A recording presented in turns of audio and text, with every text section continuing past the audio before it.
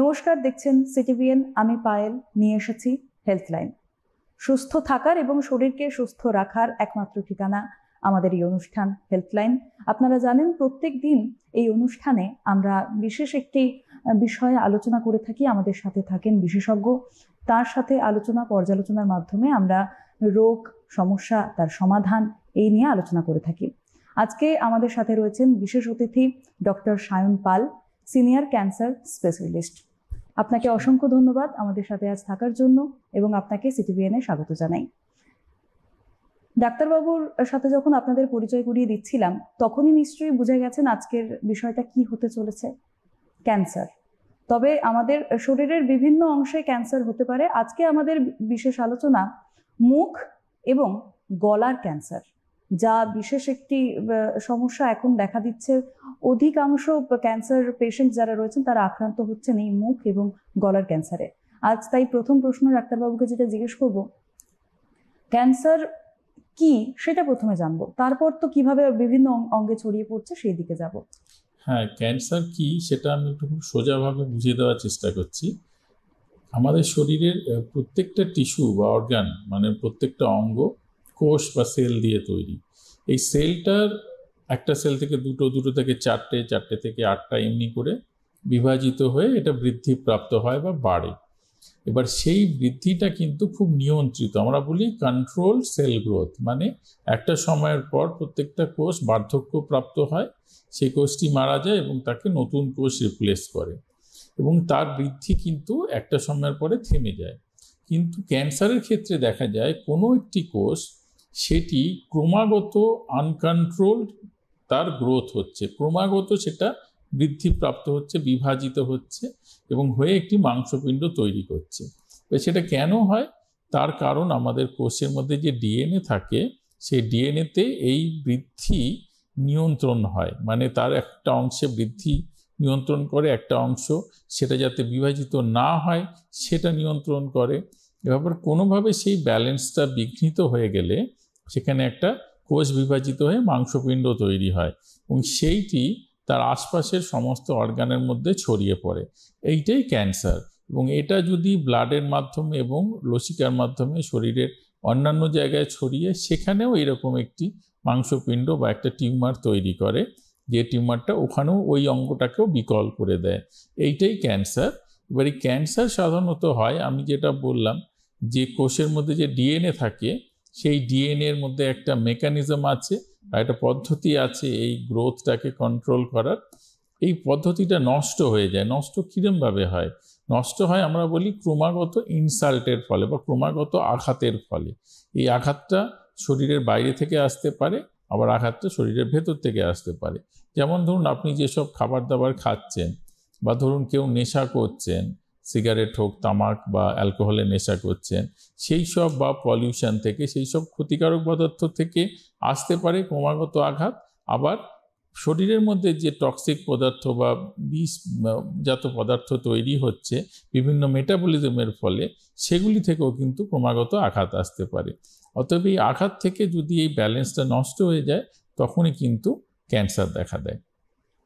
Cancer আক্রান্ত যারা হচ্ছেন, অবশ্যই এটা ভীষণই জটিল রোগ এবং কেন হয় সেই বিষয়ে আমরা জানলাম।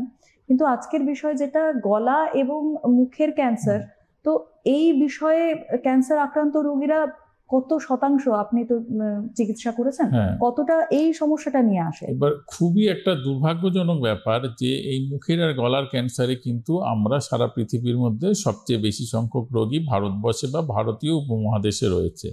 প্রত্যেক বছর প্রায় 2 লাখ নতুন ক্যান্সার রোগী, মুখের আর গলার ক্যান্সার রোগী আমরা পাচ্ছি, এবং প্রায় 30%, 30% যত ক্যান্সার হয় সেটা কিন্তু মুখের আর গলার ক্যান্সার। কারণটা আর কিছুই নয়, কারণটা হচ্ছে যে আমাদের এই ভারতীয় উপমহাদেশে তামাকের সেবনের ব্যবহার, মানে স্মোকিং, সেটা বিড়ি, সিগারেট বা স্মোকলেস টোবাকো, মানে গুটকা, পান মশলা, জর্দা, খৈনি, এগুলির অত্যধিক ব্যবহারের ফলে কিন্তু মুখের আর গলার ক্যান্সার আমাদের দেশে সারা পৃথিবীর মধ্যে সবচেয়ে বেশি, এবং সমস্ত ক্যান্সারের মধ্যে 30% ক্যান্সার মুখের আর গলার ক্যান্সার। তার মানে আমরা নিজেদের বিপদ নিজেরাই ডেকে আনি। আমাদের দেশে মুখের এবং গলার ক্যান্সার সবচেয়ে বেশি আমরা শুনলাম ডাক্তারবাবুর থেকে, আর যেটা আমাদের নিজের কারণে। এটা তো নয় বুঝলাম, কিন্তু কোনো একটা কারণ কি জেনেটিক কিছু হতে পারে এই বিষয়ে? দেখুন, জেনেটিক মুখের গলার অনেক রকমের ক্যান্সার হয়। সবচেয়ে বেশি যে ক্যান্সারটা হয়, যেটাকে আমরা স্কোয়ামাস সেল কার্সিনোমা বলি, সেটার তেমনি জেনেটিক কোনো ওই রকম কোনো কারণ নেই যে কোনো একজনের পূর্বপুরুষের হলে সেই ফ্যামিলির কারো মুখের এবং গলার ক্যান্সার হওয়ার চান্স বাড়ে। তবে হ্যাঁ, ধরুন জেনেটিক মেকআপ, মানে এই যে আমি বললাম না বাইরে থেকে বিভিন্ন ধরনের ক্ষতিকারক পদার্থ, টোবাকো, এগুলোর আঘাতের ফলে ক্যান্সার হয়। এই ক্ষতিকারক পদার্থগুলোকে শরীর থেকে বের করে দেওয়ার ক্ষমতা কারো কারো কম থাকতে পারে, সেটা তার জেনেটিক মার্কআপের ওপর হতে পারে। এই ক্ষমতা কিন্তু কমে যায় বংশ পরম্পরায় ক্রমাগত তামাক সেবনের ফলে। মানে ধরুন কারো দাদু তামাক খেতেন, তার ক্যান্সার হয়নি, কিন্তু তার তামাকজাত পদার্থের ক্ষতিকারক পদার্থ শরীর থেকে বের করে দেওয়ার যে ক্ষমতা ছিল, সেটা পরবর্তী প্রজন্মে কমে গেল এবং তার পরবর্তী প্রজন্মে আরও কমে গেল। আপনারা হয়তো দেখতে পাচ্ছেন যে ক্যান্সারের ইনসিডেন্স খুব বাড়ছে, বা যে পরিমাণ এখন হচ্ছে স্মোকিং করার ফলে, টোবাকো করার ফলে, খাওয়ার ফলে, সেটা আজ থেকে 50 বছর আগে হতো না। তার কারণ এটাই যে শরীরের থেকে সেই ক্ষতিকারক পদার্থটা বের করে দেওয়ার ক্ষমতা কিন্তু হ্রাস পেয়েছে। এটাকে বলে জেনেটিক পলিমরফিজম। এটা একটা পপুলেশনের মধ্যে ক্ষতিকারক পদার্থ বের করে দেওয়ার ক্ষমতা হ্রাস পায়। অনেকেই যুক্তি দেন যে কিচ্ছু হবে না, আমি সিগারেট খাই তো কি হয়েছে, আমার বাবা সিগারেট খেতেন 80 বছর অবধি, দাদু সিগারেট খেতেন 80 বছর অবধি। কিন্তু মনে রাখতে হবে, সেটা যদি হয় তাহলে আপনি কিন্তু আরও বেশি ঝুঁকির মধ্যে রয়েছেন, কারণ আপনার জেনেটিক যেটা গঠন রয়েছে সেটা কিন্তু দুর্বল হয়ে গিয়েছে, তাতে পলিমরফিজম হয়ে গিয়েছে, কাজেই আপনার ক্যান্সার হওয়ার চান্স বেশি। ভীষণ গুরুত্বপূর্ণ তথ্য আমরা আজ শুনছি, আপনারাও শুনছেন নিশ্চয়ই। এবার আমি যে প্রশ্নটা করব, যে আমরা বুঝবো কি করে যে কেউ এই ক্যান্সারে আক্রান্ত হতে চলেছে? প্রাথমিক লক্ষণগুলো কি কি দেখে আমরা, বা উপসর্গগুলো কি কি দেখে আমরা বুঝতে পারবো? হ্যাঁ, এইটা খুবই গুরুত্বপূর্ণ। মনে রাখবেন যে আমি সব জায়গায় বারবার বলি যে ক্যান্সার যদি আমরা তাড়াতাড়ি ডিটেক্ট করতে পারি, স্টেজ 3 অবধি ক্যান্সার আমরা সম্পূর্ণ চিকিৎসা করে সারিয়ে দিতে পারি। কাজেই আর্লি ডিটেকশন বা তাড়াতাড়ি ডিটেকশনটা খুব গুরুত্বপূর্ণ। এবার মুখের আর গলার ক্যান্সার কোথায় কোথায় হতে পারে, সেটা থেকে আমি তার সাইন সিমটমস মানে লক্ষণগুলোর দিকে যাচ্ছি। একটা হলো মুখ আর গলা কোথা থেকে শুরু হচ্ছে, ঠোঁট থেকে, মানে লিপ এবং ঠোঁটের ভেতর দিকে গালের অংশ, যেটাকে আমরা বাক্যাল মিউকোজা বলি। এছাড়াও রয়েছে জিভের ক্যান্সার, যেটা খুব কমন ক্যান্সার, বা জিভের তলার অংশটা, সেটাকে আমরা বলি ফ্লোর অফ দ্য মাউথ, বা মাড়ির ক্যান্সার বা অ্যালভিওলাসের ক্যান্সার, এবং তালুর ক্যান্সার, ওপরের দিকে যে ক্যান্সার হয়, এই অংশটা আমরা দেখতে পাই। এছাড়াও রয়েছে ওরোফ্যারিংস, মানে টনসিল, তারপরে জিভের পেছন দিকের অংশটা, এবং তারপরে ভ্যালিকুলা বলে একটা অংশ থাকে, সেই অংশটা। এরপরে রয়েছে ষড়যন্ত্র বা ল্যারিংসের ক্যান্সার, আর তারও নিচের অংশ হাইপোফ্যারিংসের ক্যান্সার। আর একটা ক্যান্সার হয়, সেটাকে আমরা নেজোফ্যারিঞ্জিয়াল ক্যান্সার বলি, নাকের পেছনের দিকের অংশে, সেটাও কিন্তু খুব কমন, এবং সেটা আবার কম বয়সীদের মধ্যে বেশি দেখা যায়। এইবারে সাইন সিমটমগুলো আমি বলছি। যে অংশটা আমরা দেখতে পাই, মানে মুখের যে ঠোঁটের অংশটা এবং জিভের অংশটা, আমরা আয়নায় মুখ খুললে যতটা দেখতে পাই, সেটাতে আমরা যদি দেখি যে কোনো একটা ঘা হয়ে রয়েছে যেটা ঠিক হচ্ছে না, কোনো একটা উঁচু ফোলা ভাব বা গ্রোথ যেটা বলি সেটা রয়েছে, মাড়িতে কোনো গ্রোথ রয়েছে, এবং হঠাৎ করে কারো দাঁত পড়ে গেল এবং তার ভেতরে কোনো রকম একটা আলসার, ক্ষত বা ঘা আমরা দেখতে পাচ্ছি, এই ধরনের সিমটমগুলো যদি হয়, জিভে কোনো ঘা হয়ে গিয়েছে, তালুতে কোনো ঘা বা গ্রোথ হয়ে গিয়েছে, এই ধরনের সিমটম। একজন আমার কাছে রোগী এসেছিলেন, ছোট্ট একটা নডিউল শুধু এই যে ঠোঁটের ভেতরের দিকে হয়েছে, সেটা কিন্তু পরে আমরা অপারেশন করে দেখেছি যে সেটা এক ধরনের ক্যান্সার। তো এই ধরনের জিনিসগুলো যদি হয়, এবং মনে রাখবেন যারা স্মোকার বা যারা তামাক খান, তাদের মুখের মধ্যে কিন্তু সাদা সাদা, লাল লাল কতগুলো প্যাচ হয়। এগুলো অনেকেই নিজেদের মুখ, যারা তামাক সেবী তারা দেখলে দেখবেন, এগুলোকে আমরা লিউকোপ্লেকিয়া, এরিথ্রোপ্লেকিয়া বলি। এগুলি কিন্তু প্রি ক্যান্সারাস লিশন, মানে এগুলি থেকে পরবর্তীকালে ক্যান্সার হতে পারে। এছাড়াও আর একটা ব্যাপার হয়, আপনারা খেয়াল করে দেখবেন যারা তামাক খান তাদের মুখটা ঠিক মতো খোলে না, মুখের যে ওপেনিংটা সেটা আস্তে আস্তে ছোট হয়ে যায়, এটাকে বলে সাবমিউকাস ফাইব্রোসিস। তো এইগুলি কিন্তু ক্যান্সারের আগের লক্ষণ। আর এইবারে মুখের ভেতর দিকে যদি হয়, ধরুন গলার ভেতরে, তাহলে তো আমরা বাইরে থেকে দেখতে পাবো না, সেখানে সিমটমসের ওপর আমাদের ডিপেন্ড করতে হবে।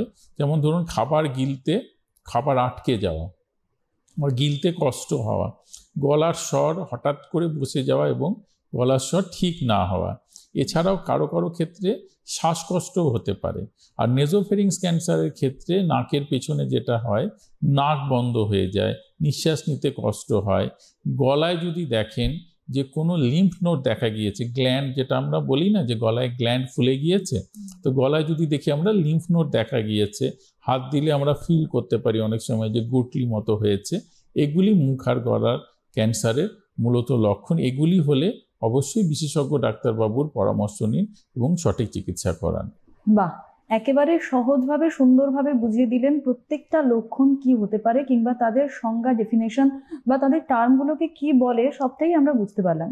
এবার আমার পরবর্তী প্রশ্ন এটাই, এই সিমটমসগুলো দেখে ক্যান্সার এর সন্দেহ হচ্ছে যে আমার হতে পারে, এটা বোঝার পর নিশ্চিত হওয়ার জন্য প্রথম পরীক্ষাটা কি হবে? হ্যাঁ, প্রথমে তো আপনারা একজন বিশেষজ্ঞ ডাক্তারবাবুর পরামর্শ নিন। আমি বলি ক্যান্সার বিশেষজ্ঞ ডাক্তারবাবু। ধরুন ক্যান্সারের অপারেশনও যেমন ক্যান্সার সার্জেন্স আলাদা হয়, ক্যান্সার বিশেষজ্ঞ আলাদা হয়। তো ক্যান্সার বিশেষজ্ঞ ডাক্তারবাবুর পরামর্শ নিন, তিনি একটা এক্সামিনেশন করবেন। যে অংশটা দেখতে পাচ্ছি সেটা অনেকটা ক্লিনিক্যাল এক্সামিনেশনে আমরা খানিকটা বুঝতে পারি যে এই জিনিসটা ক্যান্সার হতে পারে।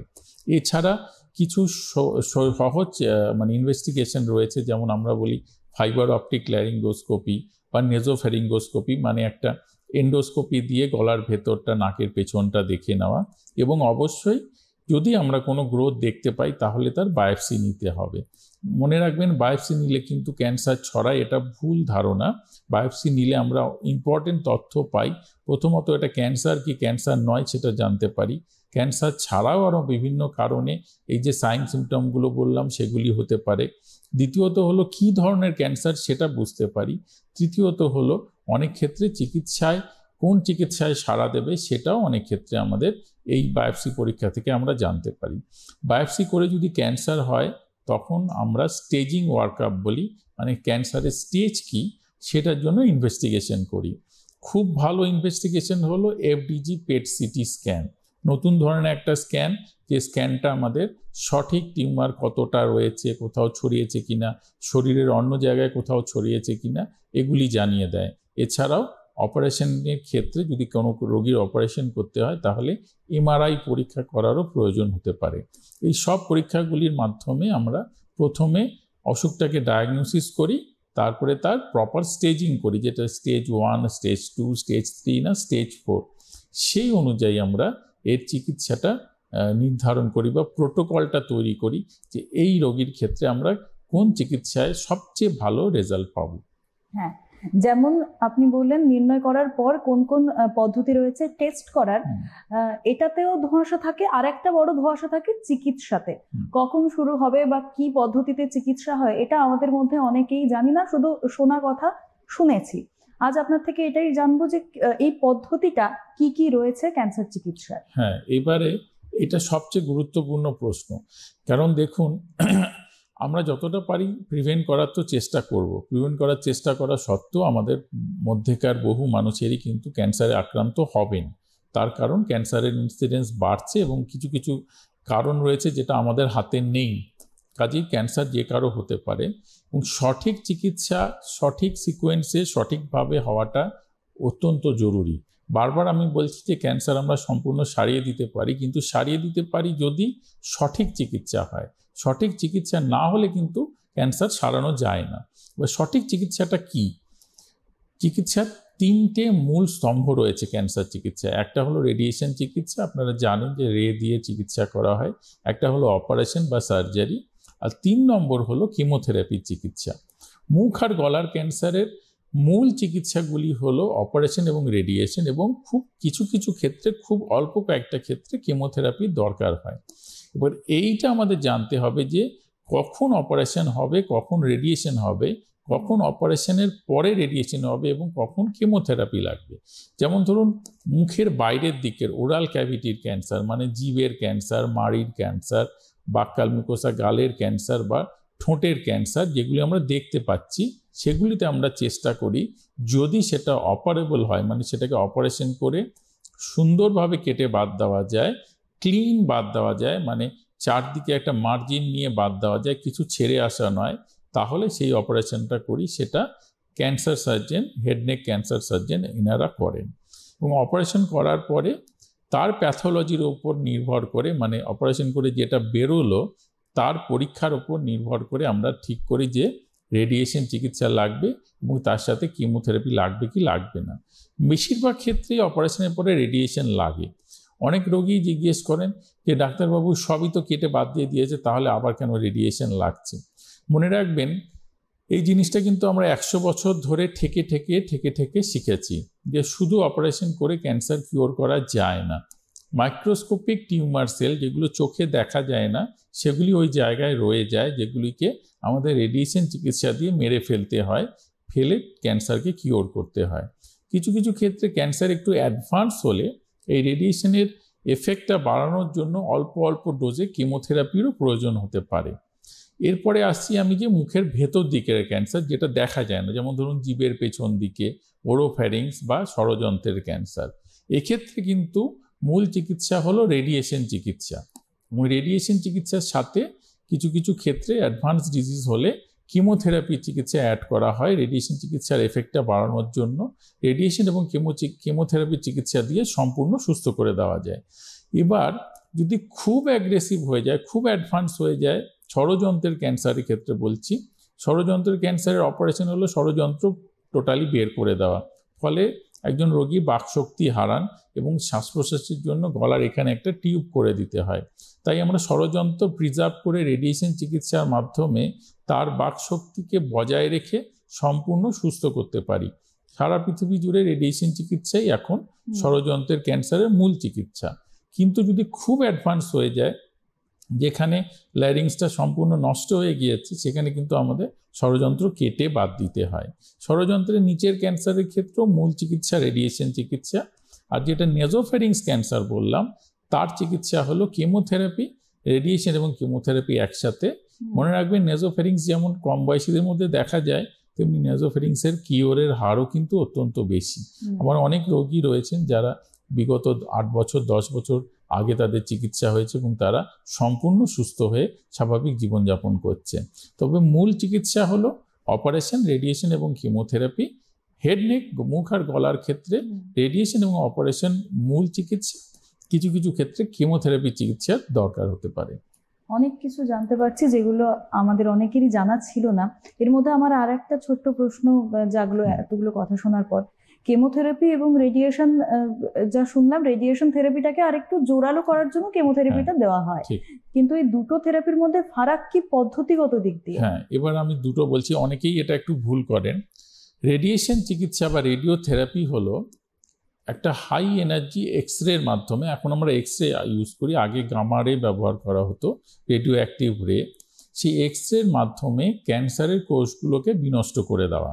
মানে ধরুন কারো যদি মুখে কোনো জায়গায় ক্যান্সার হয়েছে, এখন আমরা আধুনিক মেশিন লিনিয়ার অ্যাক্সিলারেটরের মাধ্যমে ইমেজ গাইডেড রেডিওথেরাপি বা ইন্টেন্সিটি মডুলেটেড রেডিওথেরাপি, এগুলি হলো আধুনিক রেডিওথেরাপি চিকিৎসা। এর মাধ্যমে শুধুমাত্র ক্যান্সারের সেলটাকে আমরা মেরে দিতে পারি, ক্যান্সারটাকে আশপাশে নর্মাল টিস্যুকে বাঁচিয়ে। তাদের সাইড এফেক্ট অত্যন্ত কম, সাইড এফেক্টে আমরা ক্যান্সারটা কিওর করতে পারি। আর কেমোথেরাপি কি?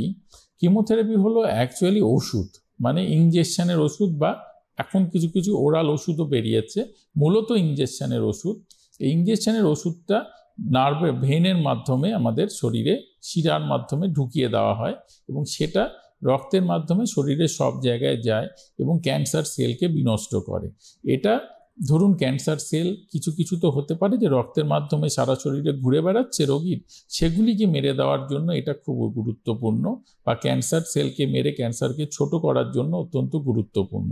তাই কেমোথেরাপি কিন্তু সারা শরীরে ছড়ায়, তাই কেমোথেরাপির কিছু কিছু সাইড এফেক্টস আছে, যেমন সারা শরীরে ছড়ালে কিছু সাইড এফেক্টস হয়। রেডিয়েশন চিকিৎসা কিন্তু লোকাল চিকিৎসা, মানে অপারেশনে যেমন শুধু টিউমারটা বাদ দেওয়া হচ্ছে, রেডিয়েশনেও কিন্তু শুধু টিউমারটাকেই চিকিৎসা করা হয়। কাজে রেডিয়েশন আর কেমোথেরাপি দুটো সম্পূর্ণ আলাদা চিকিৎসা পদ্ধতি। রেডিয়েশন চিকিৎসা লোকাল চিকিৎসা এবং সলিড ক্যান্সারের ক্ষেত্রে একটা খুব গুরুত্বপূর্ণ মূল চিকিৎসা যাতে কিওর করা যায়। কেমোথেরাপি সলিড ক্যান্সারের ক্ষেত্রে সহযোগী চিকিৎসা, যা রেডিয়েশনের এফেক্ট বা অপারেশনের এফেক্টকে অনেকটা বাড়িয়ে দেয়। দেখুন, বিষয়গুলো তো খুবই জটিল, কারণ রোগটাই নিজে এতটা কঠিন এবং জটিল, যার চিকিৎসা পদ্ধতি অনেক কিছুর উপর নির্ভর করে। সেটা হতে পারে ক্যান্সারের স্টেজ, কিংবা রোগী কতটা নিতে পারছে চিকিৎসা, তার উপরেও ডাক্তারবাবু একটু আগেই আমাদের বললেন।